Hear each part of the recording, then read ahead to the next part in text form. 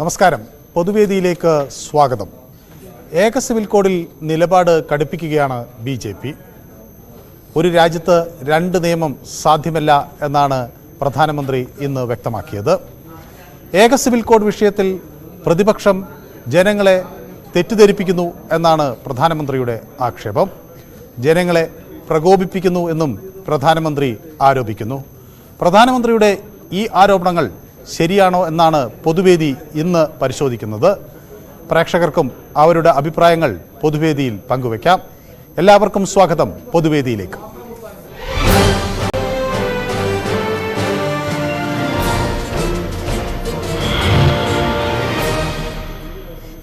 പൊതുവേദിയിലെ ആദ്യ പ്രേക്ഷകൻ പാലക്കാട് നിന്ന് ജിബിനാണ്. ജിബിൻ, പ്രധാനമന്ത്രി ഇന്ന് ഭോപ്പാലിലാണ് ഒരു ആരോപണം ഉന്നയിച്ചത്. എന്തു തോന്നുന്നു ഈ ആരോപണം കേട്ടിട്ട്? ഹലോ, പറയൂ, കേൾക്കാം. ജിതിനാണ് പാലക്കാട്. ജിതിൻ പറയൂ. അതായത് ഏകീകൃത സിവിൽ കോഡ് നടപ്പാക്കേണ്ട സമയം കഴിഞ്ഞു എന്ന് തന്നെയാണ് വിശ്വസിക്കുന്നത്. കാരണം എന്ന് വെച്ചാൽ നമ്മുടെ രാജ്യത്തിലെ സിവിൽ നിയമങ്ങളിലും ഏകീകരണം വേണം. കാരണം നമ്മളിപ്പോ ക്രിമിനൽ നിയമങ്ങളുടെ ഏകീകരണമുണ്ട്, അതേപോലെ വ്യക്തി നിയമങ്ങളിലും ഏകീകരണം വരേണ്ട സമയമായി. പക്ഷെ സ്വാഭാവികമായിട്ടും ജനങ്ങൾക്കൊന്നും വലിയ പ്രശ്നങ്ങൾ കാണത്തില്ല, ഇതൊന്നും വലിയ കാര്യങ്ങൾ കാണത്തില്ല. ഒരു രാഷ്ട്രീയമായിട്ട് പ്രതിപക്ഷം ഇതിനെ ഉപയോഗിക്കാം. പ്രതിപക്ഷം ജനങ്ങളെ പ്രകോപിപ്പിക്കുന്നു എന്ന ആരോപണം പ്രധാനമന്ത്രി ഉന്നയിക്കുമ്പോൾ ശരിയാണെന്നാണ് ജിതിൻ പറയുന്നത്, അല്ലേ? തീർച്ചയായും. കാരണം വ്യക്തി നിയമങ്ങളിൽ നമ്മുടെ നിയമങ്ങളിൽ എല്ലാവർക്കും തുല്യത വേണം. കാരണം എല്ലാം ഒരു രാജ്യമാകുമ്പോൾ എല്ലാവർക്കും ഒരു നിയമമായിരിക്കും. അത് സ്വാഭാവികമായിട്ടും അതിന് BJP രാഷ്ട്രീയമായിട്ട് നേരിടാൻ കഴിയാതിരിക്കുമ്പോൾ ഇങ്ങനെയുള്ള കാര്യങ്ങൾ തെറ്റിദ്ധരിപ്പിക്കാൻ ശ്രമിക്കുന്നു എന്ന് തന്നെയാണ് നമുക്ക് വ്യത്യസ്തതകൾ പുലർത്തുന്ന ആചാരങ്ങളിൽ ഒക്കെ വ്യത്യസ്തത പുലർത്തുന്ന ഗോത്രവർഗ്ഗങ്ങൾ ഉൾപ്പെടെയുള്ള നമ്മുടെ രാജ്യത്ത് ആളുകളെ കുറെ കൂടെ പരിഹരിക്കാൻ കഴിയുന്ന വിഷയങ്ങൾ തന്നെയാണ്. അതെല്ലാം ചർച്ചയിലൂടെ പരിഹരിക്കാൻ കഴിയുന്ന വിഷയങ്ങൾ തന്നെയാണ്.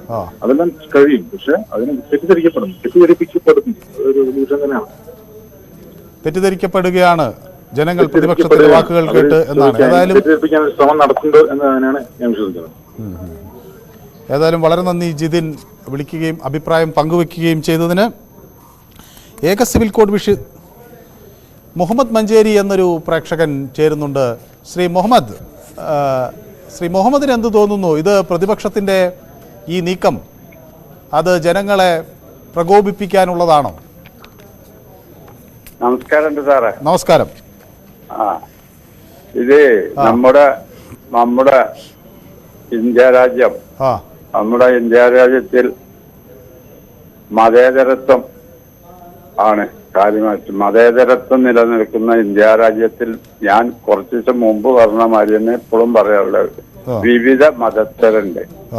പലവിധ മതസ്ഥർക്കും പലവിധ ആചാരങ്ങളും അനുഷ്ഠാനങ്ങളുമാണ്. അപ്പൊ ഇത് ഏക സിവിൽ കോഡ് വന്നാൽ അതിനെ സംബന്ധിച്ച് വലിയ തർക്കങ്ങളും ബുദ്ധിമുട്ടുകളും അവർക്ക് പ്രയാസങ്ങളും നേരിടും.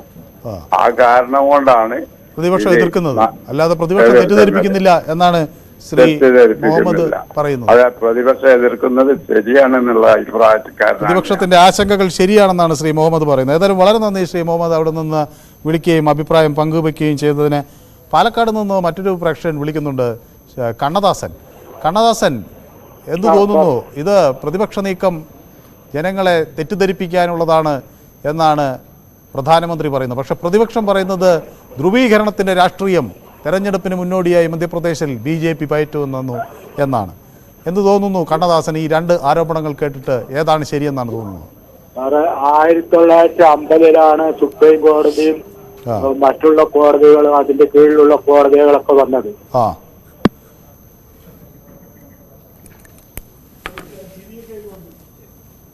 പറയൂ കേൾക്കാം കണ്ണദാസൻ. കവിത കാർബൈഡ് എന്ന സ്ഥാപനം വിഷബാധകം ചോദിച്ച് 2 ലക്ഷം ആൾക്കാരാണ് മരണപ്പെട്ടത്. അവരിപ്പോഴും എൻഡോസൾഫാൻ ബാധിതരെ പോലെ ഇരിക്കുകയാണ്. പ്രധാനമന്ത്രി അവിടെ സന്ദർശിച്ച് അവർക്ക് വേണ്ട ഉപകാരങ്ങളൊക്കെ ചെയ്തു കൊടുക്കണമെന്നാണ് അഭിപ്രായം. അല്ല, ഇത് വിഷയം അതല്ല. ഏക സിവിൽ കോഡിനെ സംബന്ധിച്ചാണ്. ഇപ്പോൾ ബാലകൃഷ്ണൻ എന്നൊരു പ്രേക്ഷകൻ ചേരുന്നുണ്ട്. ബാലകൃഷ്ണൻ വടകരയിൽ നിന്ന് ചേരുന്നു. ബാലകൃഷ്ണൻ, നമസ്കാരം സാർ. നമസ്കാരം ബാലകൃഷ്ണൻ, സുഖമായിരിക്കുന്നോ? പ്രതിപക്ഷത്തിന് ഭാരതീയ ജനതാ പാർട്ടി ഇന്ത്യയിൽ അധികാരത്തിൽ വന്ന കാലത്തെ പ്രതിപക്ഷത്തിന് ജനങ്ങളെ തെറ്റിദ്ധരിപ്പിക്കുന്ന പണിയേ ഉണ്ടായിട്ടുള്ളൂ. കാരണം നമുക്കറിയാം, മുത്തലാഖ് ബില്ലായാലും കർഷക സമരമായാലും NRC ഈ പൗരത്വ നിയമമായാലും ഏത് കാര്യത്തിലും കോടതി പറയുന്നതിനെതിരായിട്ട് അവർ പറയുന്നത്. ഇപ്പം തന്നെ സുപ്രീം കോടതി എന്താ പറഞ്ഞത്? ഏക സിവിൽ കോഡ് നടപ്പാക്കണം. ഇത് സുപ്രീം കോടതി ഇതിൽ അനുകൂലമായ ഒരു നിലപാടാണ് പറഞ്ഞിരിക്കുന്നതെന്നാണ് പ്രധാനമന്ത്രി പറയുന്നത്. പ്രധാനമന്ത്രി പറയുന്നത് അങ്ങനെ പറയുന്നത് സാർ. പ്രധാനമന്ത്രി പറയുന്നത് പറയരുത്. അല്ല, പ്രധാനമന്ത്രി ഇന്ന് പറഞ്ഞത്, പ്രധാനമന്ത്രി ഇന്ന് പറഞ്ഞു സുപ്രീം കോടതിയും ഭരണഘടനയും ഇത് പറയുന്നു. ഇത് അതാണ് ഞാൻ പറഞ്ഞത്. നമ്മൾ പരിശോധിക്കും. BBC ഇന്ത്യയിലെ സുപ്രീം കോടതി കുറ്റവിമുക്തമാക്കിയ ഒരു വ്യക്തിക്ക് എതിരായിട്ട് BBC ഒരു നിയമം കൊണ്ടുവന്നപ്പോൾ, ഒരു ഡോക്യുമെന്റ് കൊണ്ടുവന്നപ്പോൾ ഇവിടുത്തെ പ്രതിപക്ഷം എന്താ ചെയ്ത്? ഇവിടുത്തെ കോടതിനല്ല മാനിച്ചത്, ജനങ്ങളെ തെറ്റിദ്ധരിപ്പിക്കുക ചെയ്യുന്നത്. അപ്പൊ അതുകൊണ്ട് ഈ പ്രതിപക്ഷം എന്ത് പണിയെടുത്താലും 2021 നിലം തൊടൂല സാർ, നിലം തൊടൂല. മോദി അധികാരത്തിൽ വീണ്ടും തിരിച്ചെത്തുമെന്നാണ് ബാലകൃഷ്ണൻ പൂർവാധികം മെജോറിറ്റിയോടുകൂടി രാജ്യത്ത് അധികാരത്തിൽ വന്നിരിക്കും സാർ. ഇത് ഏതായാലും വളരെ നന്ദി ശ്രീ ബാലകൃഷ്ണൻ വടകരയിൽ നിന്ന് വിളിക്കുകയും അഭിപ്രായം പങ്കുവെക്കുകയും ചെയ്തതിന്. ശ്രീകുമാർ എന്നൊരു പ്രേക്ഷകൻ ചേരുന്നുണ്ട്. ശ്രീകുമാർ എവിടുന്നാണ് വിളിക്കുന്നത്? തിരുവനന്തപുരത്ത് നിന്നാണ് വിളിക്കുന്നത്. ശ്രീകുമാറിന് ഈ രണ്ട് ആരോപണങ്ങൾ കേട്ടിട്ട് എന്ത് തോന്നുന്നു? പ്രധാനമന്ത്രി പറയുന്നത് ഇത് ഏക സിവിൽ കോഡിൽ പ്രതിപക്ഷം തെറ്റിദ്ധരിപ്പിക്കുന്നുവെന്നാണ്. പ്രതിപക്ഷം പറയുന്നത് ഇത് വർഗീയ ധ്രുവീകരണത്തിനാണ് വഴിവെക്കുന്നത് എന്നതാണ്. എന്ത് തോന്നുന്നു ഏക സിവിൽ കോഡിനെ സംബന്ധിച്ച്? ശരിക്കും പറഞ്ഞാൽ ഇതൊരു വർഗീയ ധ്രുവീകരണത്തിനാണ് പ്രതിപക്ഷം ശ്രമിക്കുന്നതെന്നാണ് എന്റെ അഭിപ്രായം. കാരണം ഇത് എല്ലാവർക്കും ഒരേ നിയമമല്ലേ സാർ. അതുകൊണ്ട് പ്രധാനമന്ത്രി പറയുന്നത് നമ്മുടെ രാജ്യം UCP, അതായത് യൂണിയൻ സിവിൽ കോഡ് എന്ന് പറയുന്ന നിയമം അത്യന്താപേക്ഷിതമാണ്. എല്ലാവർക്കും തുല്യമായ ഒരു നിയമം ഈ രാജ്യത്തുണ്ടെങ്കിൽ മാത്രമേ വിഭാഗീയത ഒഴിവാക്കാനും തുല്യത ഉണ്ടാക്കാനും സാധിക്കും. ഏതായാലും വളരെ നന്ദി ശ്രീകുമാർ അവിടെ നിന്ന് വിളിക്കുക അഭിപ്രായം പങ്കുവെക്കുകയും ചെയ്തതിന്. രവീന്ദ്രൻ എന്നൊരു പ്രേക്ഷകൻ ആലത്തൂരിൽ നിന്ന് വിളിക്കുന്നുണ്ട്. രവീന്ദ്രൻ, ഇന്ന് നമ്മുടെ ഈ പൊതുവേദിയിലേക്ക് പാലക്കാടിൽ നിന്ന് ധാരാളം ആളുകൾ അവരുടെ അഭിപ്രായം പങ്കുവെക്കാനായി വിളിക്കുന്നുണ്ട്. രവീന്ദ്രന് എന്താണ് ഇത് സംബന്ധിച്ച് പറയാനുള്ളത്? അതായത് മുഹമ്മദ് ഇക്ക പറഞ്ഞ പോലെ ഈ മതാചാരത്തെ ഈ നിയമത്തിന്റെ കുറ്റിയിൽ കൊണ്ടുവന്ന് കെട്ടേണ്ട കാര്യമില്ല. മതാചാരവുമായിട്ട് ഇതിന് യാതൊരു ബന്ധങ്ങളും ഇല്ല. ഏകീകൃത സിവിൽ കോഡ് എന്ന് പറയുമ്പോൾ എല്ലാ പൗരന്മാർക്കും, ഇന്ത്യയിൽ ജീവിക്കുന്ന, ഇന്ത്യയിൽ ജനിച്ചു വളർന്ന എല്ലാ പൗരന്മാർക്കും ഒരേ നിയമം കൊണ്ടുവരുന്നതിൽ എന്താണ് തെറ്റ്? അതിന് മതാചാരമായിട്ട് എന്താ ബന്ധം? ചില മതാചാരങ്ങൾക്ക് അവർക്ക് മുറിവ് തോന്നും. കാരണം എന്താണെന്നറിയോ? അത് ശരിയല്ല. അത് വ്യക്തി നിയമത്തിനും മനുഷ്യത്വത്തിനും ചേർന്നതല്ല. അപ്പൊ അതാ നടപ്പാക്കാൻ വേണ്ടി അവർ പിന്നെ പ്രതിപക്ഷം അല്ല, ചില മതങ്ങൾക്ക് മാത്രമല്ല ഗോത്ര വിഭാഗങ്ങൾക്ക് ചില ആശങ്കകളുണ്ട്. അപ്പൊ അതൊക്കെ നമ്മൾ പരിഗണിക്കേണ്ടേ? പരിഹരിക്കാമല്ലോ. ആശങ്കകൾ നമ്മൾ ഏത് നിയമം കൊണ്ടുപോയി ആശങ്കകൾക്ക് പരിഹരിക്കാവുന്നുള്ളൂ. പിന്നെ പ്രതിപക്ഷം എതിർക്കുന്നത് മുസ്ലിം വോട്ട് ബാങ്ക് ഉദ്ദേശിച്ച് മാത്രമാണ്. മുസ്ലിം സംഘടനകൾ തന്നെ ഇത് വ്യക്തമാക്കിയിട്ടുള്ള ഒരു കാര്യം, ഇത് മുസ്ലിങ്ങളെ മാത്രം ബാധിക്കുന്ന ഒരു വിഷയമല്ല, അല്ലാത്ത ഒട്ടനവധി വിഭാഗങ്ങളെ ഇത് ബാധിക്കും, അതുകൂടി പരിശോധിക്കണമെന്നാണ് അവർ പറയുന്നത്. ഇതൊരു ഇസ്ലാമിക് പ്രശ്നമായിട്ട് എന്തുകൊണ്ടാണ് BJP മാത്രം കാണുന്നത്? അല്ല, ഞാൻ ചോദിക്കുന്നത് BJP മാത്രം കാണുന്നതായിട്ടല്ല. അതായത് ഇന്ത്യയിൽ പല വർഗവും ജാതി മതവും എല്ലാം ഉണ്ട്. അപ്പൊ ഒരു പുതിയ നിയമം കൊണ്ടുവരുമ്പോൾ ചിലപ്പം അതിൽ പലർക്കും ബുദ്ധിമുട്ടുകൾ തോന്നാം. ആ ബുദ്ധിമുട്ടുകളെ ഏകീകൃത സ്വഭാവത്തിൽ കൊണ്ടുവരിക എന്നുള്ളതാണല്ലോ ഒരു ഭരണകർത്താവിന്റെ കടമ. അത് തന്നെയാണ് അദ്ദേഹം ഉദ്ദേശിക്കുന്നത്. അതുകൊണ്ടാണല്ലോ എല്ലാ സ്റ്റേറ്റുകളോടും അവരുടെ അഭിപ്രായങ്ങൾ കൃത്യമായി അറിയിക്കാൻ പറഞ്ഞിരിക്കുന്നത് മുൻകൂട്ടി. അല്ലാണ്ട് ഒറ്റയടിക്ക് തീരുമാനം എടുക്കുക അല്ലല്ലോ ചെയ്തിരിക്കുന്നത്.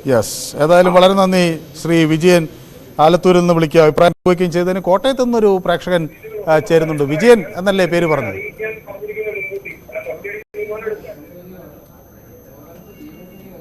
വിജയൻ കേൾക്കാമോ? എന്നോട് സംസാരിക്കൂ. TV-യിലേക്ക് ശ്രദ്ധിക്കുകയാണ് അല്ലേ? മറ്റൊരു പ്രേക്ഷകൻ ചേരുന്നു, വിഷ്ണു മൂവാറ്റുപുഴയിൽ നിന്ന്. വിഷ്ണു ചേരുന്നു. വിഷ്ണു, ഈ രാഷ്ട്രീയ ആയുധം എന്ന പ്രതിപക്ഷത്തിന്റെ ആരോപണം എങ്ങനെ കാണുന്നു വിഷ്ണു ഏക സിവിൽ കോഡിൽ? സാറേ, അത് രാഷ്ട്രീയം നമ്മൾ നിയമപരമായി നീങ്ങുക. ഇപ്പൊ നമ്മള് കയ്യേറ്റം സ്ഥലം എന്നൊക്കെ പറഞ്ഞ് ഞാൻ കണ്ടു, ന്യൂസ് കണ്ടേ. അപ്പൊ അത് നമ്മള് നിയമപരമായ അല്ലാത്ത ഇതൊക്കെ ഒഴിപ്പിക്കല് നല്ല കാര്യമാണ്. നിയമപരമായ നടപടിക്ക് ചെയ്യുക. പട്ടയം അനുവദിച്ചു. അല്ല, അതല്ല, ഇത് ഏക സിവിൽ കോഡിനെ സംബന്ധിച്ചുള്ള ചർച്ചയാണ്. ഏക സിവിൽ കോഡ്. രാജൻ എന്നൊരു പ്രേക്ഷകൻ കൂടി ചേരുന്നുണ്ട്. രാജന് എന്ത് തോന്നുന്നു? ഏക സിവിൽ കോഡ് നടപ്പിലാക്കാൻ BJP തയ്യാറെടുക്കുന്നുവെന്നാണോ അതോ ഒരു രാഷ്ട്രീയ തെരഞ്ഞെടുപ്പിന് മുന്നുള്ള ഒരു രാഷ്ട്രീയ നീക്കം മാത്രമാണ് എന്നാണോ കരുതുന്നത്? അതായത് ഇന്ത്യയില് ഏതാണ്ട് 16ഓളം ജാതി മതങ്ങളുണ്ട്. അതിന്റെ പിരിവായിട്ടൊരു 56 ജാതികളുണ്ട്. ശരി. അപ്പൊ അവർക്ക് എല്ലാവർക്കും പല പല ആചാരങ്ങളും അനുഷ്ഠാനങ്ങളും സമയങ്ങളും രീതികളും ഉണ്ട്. എല്ലാവരുടെയും ഇതനുസരിച്ച് എന്തോന്നനുസരിച്ച് പോയി കഴിഞ്ഞാൽ ഇവിടെ ഒരു നിയമവും നടക്കാൻ പറ്റത്തില്ല. അപ്പൊ അതുകൊണ്ട് തീർച്ചയായിട്ടും കോമൺ സിവിൽ ഒറ്റ നിയമേ ആകാവൂ. എന്റെ മകൾ ഇവിടുന്ന് സൗദി അറേബ്യ ചെന്നപ്പോ ഇവിടുന്ന് ബൂർക്ക തയ്പ്പിച്ചുകൊണ്ട് പോയി. അവിടെ ചെന്നിട്ട് പുറത്തിറങ്ങി ബൂർക്ക ഇട്ടുണ്ടേ പോകാൻ പറ്റത്തുള്ളൂ. അത് അവിടുത്തെ നിയമമാണ്, അത് എല്ലാരും പാലിച്ചേ പറ്റൂ. അപ്പൊ ഇവിടുത്തെ നമ്മുടെ നിയമം 120 കോടി ഹിന്ദുക്കളുണ്ട്, അവരുടെ നിയമം നമ്മളും പാലിക്കണം. ഞാൻ നായരാണ്, ഞാൻ പാലിക്കാൻ തയ്യാറാണ്. ഒറ്റ നിയമമേ ഇവിടെ പാടുള്ളൂ സാറേ. നമുക്ക് അങ്ങനെ ഒറ്റ നിയമങ്ങളിൽ എപ്പോഴും പിടിച്ചു നിൽക്കാൻ കഴിയാറുണ്ടോ? ഇപ്പോ ക്രിമിനൽ നിയമങ്ങൾ ഒറ്റ നിയമമല്ല, ഒറ്റ നിയമം മതി. ബുദ്ധിമുട്ടുള്ളവർ വേറെ സ്ഥലത്ത് പോട്ടെ, അവരുടെ വേറെ ഒത്തിരി സ്ഥലങ്ങളുണ്ടല്ലോ. ബുദ്ധിമുട്ടുള്ളവർ നമ്മൾ സ്ഥലം കൊടുത്തിട്ടുണ്ടല്ലോ മുമ്പ്. എങ്ങോട്ട് പോട്ടെ എന്നാണ് നിങ്ങൾ പറയുന്നത്? അല്ല, ഞാൻ പറയുന്നത് മറ്റു സ്ഥലങ്ങളൊക്കെ ഉണ്ട്, അവർക്ക് സൗകര്യമുള്ള സ്ഥലത്ത് പോട്ടെ. അല്ല ബുദ്ധിമുട്ടുള്ളവർ, ഞാൻ പറഞ്ഞത് ബുദ്ധിമുട്ട് അല്ല, നിയമങ്ങൾ അംഗീകരിക്കാൻ ബുദ്ധിമുട്ടുള്ളപ്പോൾ എല്ലാവരും മറ്റു സ്ഥലങ്ങളിലേക്ക് പോവുകയാണോ, ഇവിടെ നിന്ന് പ്രതിഷേധിക്കുകയാണോ ചെയ്തിട്ടുള്ളത്? ഒട്ടനവധി കേസുകൾ വന്നല്ലോ, ജല്ലിക്കെട്ട് വന്നല്ലോ, സുപ്രീം കോടതി ശബരിമലയിൽ ഒരു വിഷയം വന്നല്ലോ. ബുദ്ധിമുട്ടുള്ളവർ ഇറങ്ങിപ്പോവുകയാണോ, ഇവിടെ നിന്ന് പ്രതിഷേധിക്കുകയാണോ ചെയ്യേണ്ടത്? ശബരിമലയിലെ സാർ ഇതിനകത്ത് കുഴക്കണ്ട. അല്ല, ഞാൻ ചോദിക്കുന്നത് നിയമപരമായി നമുക്ക് അനുകൂലമല്ലാത്ത കാര്യങ്ങൾ വരുമ്പോൾ അതിൽ പ്രതിഷേധം ഉന്നയിക്കുകയാണോ വേണ്ടത്? ഈ നാട് വിട്ട ആളുകൾ പോകണം എന്ന് പറയുന്നതാണോ ശരി? ഇത് രാജ്യത്തെ സുപ്രീം കോടതിയുടെ അക്സെപ്റ്റ് ചെയ്ത, ഇവിടുത്തെ അംബേദ്കറും കൂടെ അക്സെപ്റ്റ് ചെയ്ത നിയമമാണ് കോമൺ സിവിൽ കോഡ്. അല്ല, ഞാൻ പറയുന്നത് നിങ്ങൾ ആളുകളെ വിശ്വാസത്തിലെടുക്കണം, ഇതിലേക്ക് വരണമെന്ന് പറയുന്നത് ശരി. കുറെ ആളുകൾ ഇവിടുന്ന് പൊയ്ക്കോട്ടെ എന്ന ഈ ചിന്ത ഒഴിവാക്കേണ്ടതല്ലേ ശ്രീ രാജൻ? ബുദ്ധിമുട്ടുള്ളവർ എങ്ങനെ പോകണം? അവരുടെ ബുദ്ധിമുട്ടുകൾ ഈ രാജ്യം അവർ ഈ രാജ്യത്ത് നിന്നല്ലേ പറയേണ്ടത്? അവർ എങ്ങോട്ട് പോകാനാണ്, എങ്ങോട്ട് പോകണമെന്നാണ് നിങ്ങൾ ഉദ്ദേശിക്കുന്നത്?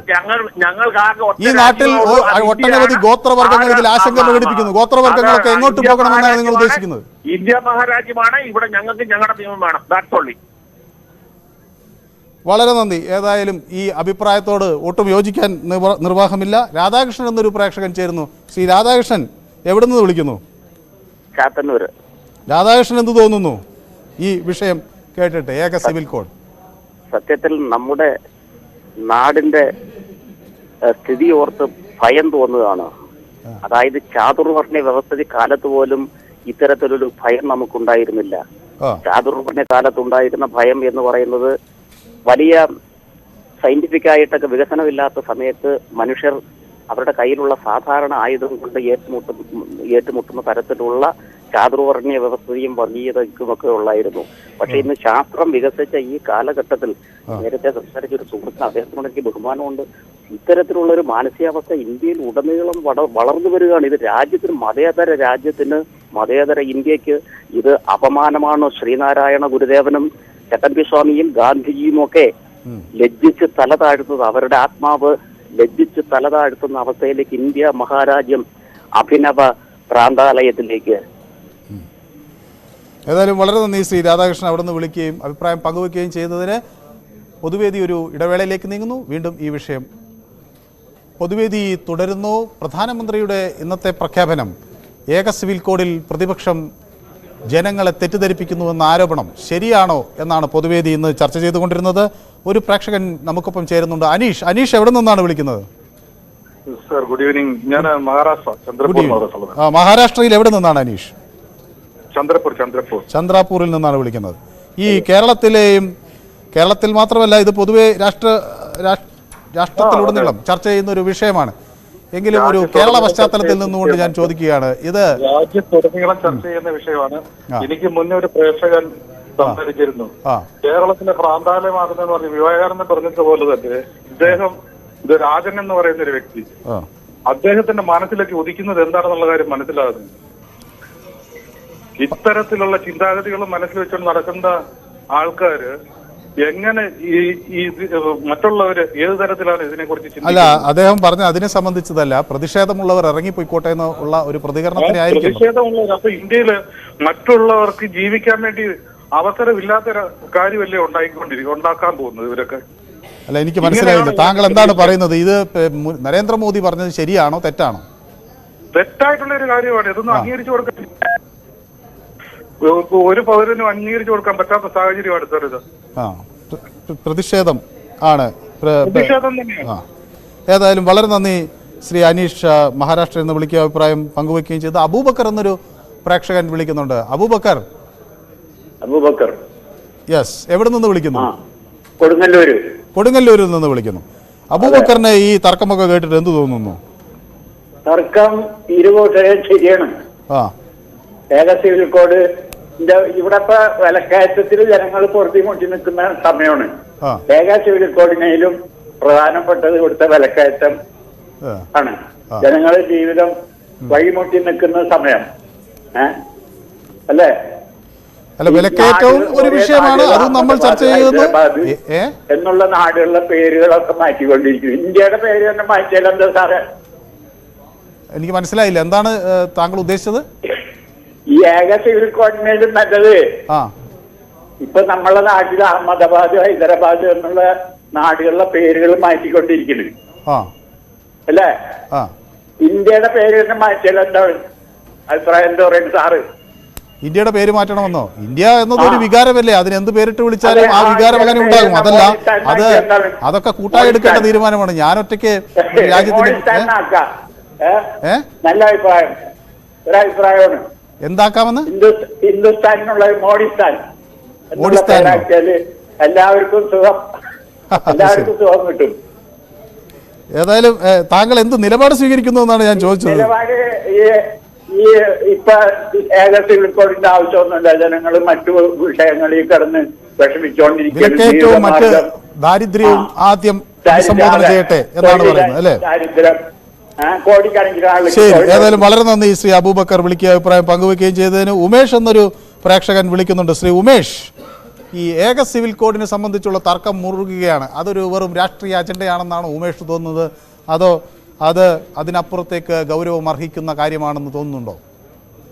അതായത് പതിറ്റാണ്ടുകൾക്ക് മുമ്പ്, വർഷങ്ങൾക്ക് മുമ്പ് കോൺഗ്രസ് തന്നെ പറഞ്ഞൊരു സംഭവമായിരുന്നു, പദ്ധതിയാണ്. അവർ നടപ്പാക്കാൻ വേണ്ടി വരുന്ന അവരെ കൊണ്ടൊന്നും കഴിയില്ല, എല്ലാം പാർട്ടികളും പട്ടി ഇട്ട് തീറ്റത്തുമില്ല, പശുവിനെ ഇട്ട് തീറ്റത്തും ഇല്ലാത്ത ഒരു ഗതികേടാണ് ഈ കോൺഗ്രസിന്റെ ഈ ഇന്ത്യ മഹാരാജ്യത്ത് പറ്റുന്നത്. ഈ നരേന്ദ്രമോദി സർക്കാർ ചെയ്തുകൊണ്ടിരിക്കുന്ന പദ്ധതികൾ മുഴുവൻ കോൺഗ്രസ് പറഞ്ഞുകൊണ്ടിട്ടോ, ചെയ്തിട്ടില്ല, ഒന്നും ചെയ്യുന്നില്ല, പറഞ്ഞുകൊണ്ടിരുന്നതാണ്. ഇവന്മാരിവിടെ തന്നെ ഈ കൈയിട്ട് വാരാനും അക്രമം നടത്താനും കൊള്ള നടത്താനും ഇവന്മാരെ കൊണ്ട് വല്ലതും നടക്കുക. അതുകൊണ്ട് ഞാൻ ചോദിക്കുന്നത്, അപ്പൊ പ്രധാനമന്ത്രിയുടെ ആരോപണം ശരിയാണെന്നാണോ തെറ്റാണെന്നാണോ? ശരിയാണ് സാറേ, അത് ശരി, അത് നടപ്പിലാക്കണ്ട. ഇത് കോൺഗ്രസ് പണ്ടേ പറഞ്ഞു, അതിൽ കോടതിയും പറഞ്ഞു, സുപ്രീം കോടതി വരെ പറഞ്ഞു. ആർക്കും സംശയം ഇത്ര പറഞ്ഞാൽ നാട് കടത്തി പോകുന്ന ഇവനെ നിനക്ക്? അല്ല, നാട് കടത്താൻ ആളുകളെ നമ്മൾ ആരാണ് ശ്രീ ഉമേഷ്? ഫോൺ കട്ടായി, ഭാഗ്യം. ശശികുമാർ എന്നൊരു പ്രേക്ഷകൻ ചേരുന്നു കൊല്ലത്ത് നിന്ന്. ശ്രീ ശശികുമാറിന് എന്ത് തോന്നുന്നു ഈ തർക്കം കേട്ട്? ഏക സിവിൽ കോഡ് എന്ന് പറയുന്ന വിഷയത്തില് യഥാർത്ഥത്തിൽ ഇന്ത്യയെ പോലുള്ളൊരു മതേതര രാജ്യത്ത് നടപ്പിലാക്കാൻ പറ്റാത്ത സാഹചര്യമാണ് ഉണ്ടായിക്കൊണ്ടിരിക്കുന്നത്. ഈ പറഞ്ഞോളൂ. അപ്പോഴേ ഇത് ഇപ്പൊ ഒരു രണ്ടുപേര് ഇപ്പൊ ഞാൻ യഥാർത്ഥത്തിൽ അവർക്കുള്ള ചർച്ചകൾ കേട്ടതാണ്. ഈ രണ്ട് ചർച്ചകൾ കേട്ടത് ഇന്ത്യയിലെ പട്ടികജാതിയും ഗോത്രവർഗക്കാരും പോലുള്ള ആൾക്കാര് ഇവിടുന്ന് മാറിപ്പോകണമെന്നാണ് അവർക്കുള്ള ഒരു മനസ്സിലിരിപ്പ്. ഈ ഏക സിവിൽ കോഡ് നടത്താൻ ഉദ്ദേശിക്കുന്നവരുടെ മനസ്സിന്റെ ഒരു ഭാഗം തന്നെ ആയിരിക്കും ഇവരും പറഞ്ഞത് എന്നാണ്. അതുകൊണ്ട് ഏക സിവിൽ കോഡ് എന്ന് പറയുന്ന വിഷയം തന്നെ യഥാർത്ഥത്തിൽ ഈ മതേതര രാജ്യത്ത് നിന്ന് മാറ്റിവെക്കണമെന്നാണ് എന്റെ ആഗ്രഹവും എന്റെ അഭിപ്രായം. ഏതായാലും വളരെ നന്ദി ശശികുമാർ കൊല്ലത്ത് വിളിക്കുകയും അഭിപ്രായം പങ്കുവെക്കുകയും ചെയ്തത്. തങ്കപ്പൻ എന്നൊരു പ്രേക്ഷകൻ ചേരുന്നുണ്ട്. ശ്രീ തങ്കപ്പൻ, കണ്ണൂരിൽ എവിടെ നിന്നാണ് വിളിക്കുന്നത്? ഞാൻ കണ്ണൂരിൽ നിന്നിട്ട് പേരാവൂർ നിയോജകമണ്ഡലത്തിൽ, കുറച്ച് ടൗണിൽ നിന്ന് വളരെ അകലെയാണ് പേരാവൂർ. തങ്കപ്പൻ, ബിജെപി തങ്കപ്പൻ എന്ന് അറിയപ്പെടുന്നതല്ല. എന്ത് തങ്കപ്പൻ? ബിജെപി തങ്കപ്പൻ. അത് ശരി, വളരെ അടിയുറച്ച ബിജെപി പ്രവർത്തകനാണ് അല്ലെ? അപ്പൊ പ്രധാനമന്ത്രിക്ക് ഒപ്പം ആണ് താനെന്ന് പ്രഖ്യാപിക്കാനാണ് നെറ്റിലേക്ക് വരാം. നെറ്റിലേക്ക് വരാം. ഹലോ. ഈ ഏക സിവിൽ കോഡ് എന്ന സംവിധാനം അത് ഈ രാജ്യത്തിന്റെ ഭരണഘടന എഴുതി ചേർത്തിട്ടുള്ളതാണ്. അതെ, അത് നിർദ്ദേശക തത്വങ്ങളിൽ എഴുതി ചേർത്തതാണ്. ആണല്ലോ. അതെ. എന്തുകൊണ്ട് ഇപ്പൊ ഇതര രാഷ്ട്രീയ പ്രസ്ഥാനങ്ങളൊക്കെ അതിനെ എതിർക്കുന്നു? അത് എല്ലാവരെയും വിശ്വാസത്തിലെടുക്കാതെ നടപ്പിലാക്കുന്നു എന്നതാണ് ആരോപണം. അവർക്ക് ചില നഷ്ടങ്ങൾ വരാനുണ്ട്. അതുകൊണ്ടാണ് അപ്പൊ രാഷ്ട്രീയ അതുകൊണ്ടാണ് അല്ല, രാഷ്ട്രീയമല്ല. അവർക്ക് രാഷ്ട്രീയമായിട്ട് മുന്നോട്ട് പോകണമെങ്കിൽ ഈ സംവിധാനം ഇവിടെ വന്നാൽ അവർക്ക് ദോഷം ചെയ്യും എന്നുള്ളതുകൊണ്ടാണ് ചെയ്യുന്നത്. ഏതായാലും ശ്രീ തങ്കപ്പൻ, ഈ സമയപരിമിതി കൊണ്ടാണ് ഞാൻ ഇടപെടുന്നത്. താങ്കൾ ഏതായാലും BJP തങ്കപ്പൻ എന്ന് സ്വയം പരിചയപ്പെടുത്തിയ സ്ഥിതിക്ക് പ്രധാനമന്ത്രിയുമായി നിലപാടിനോട് കടുത്ത യോജിപ്പുള്ള ഒരാളാണെന്ന് ഞാൻ കരുതുന്നു. ഏതായാലും ഇന്നത്തെ ഈ പൊതുവേദിക്ക് സമാപിക്കുന്നതിന് മുമ്പേ യൂട്യൂബിൽ ഞങ്ങൾ ഈ വിഷയം ചർച്ച ചെയ്തിരുന്നു. അങ്ങനെ അതിൽ 60% ആളുകൾ പ്രധാനമന്ത്രിയുടെ ആരോപണം ശരിയാണ് എന്ന് വ്യക്തമാക്കിയിരിക്കുന്നു. പ്രതിപക്ഷം ജനങ്ങളെ തെറ്റിദ്ധരിപ്പിക്കുകയാണ് എന്നാണ് 60% ആളുകൾ വ്യക്തമാക്കുന്നത്. അതേസമയം 40% ആളുകൾ പ്രതിപക്ഷത്തിൻ്റെ ആരോപണങ്ങൾ ശരിയാണ് എന്ന നിലപാടും സ്വീകരിച്ചിരിക്കുന്നു. ഇന്നത്തെ പൊതുവേദി ഇവിടെ സമാപിക്കുന്നു. നാളെ മറ്റൊരു വിഷയമായി വീണ്ടും കാണാം. നന്ദി.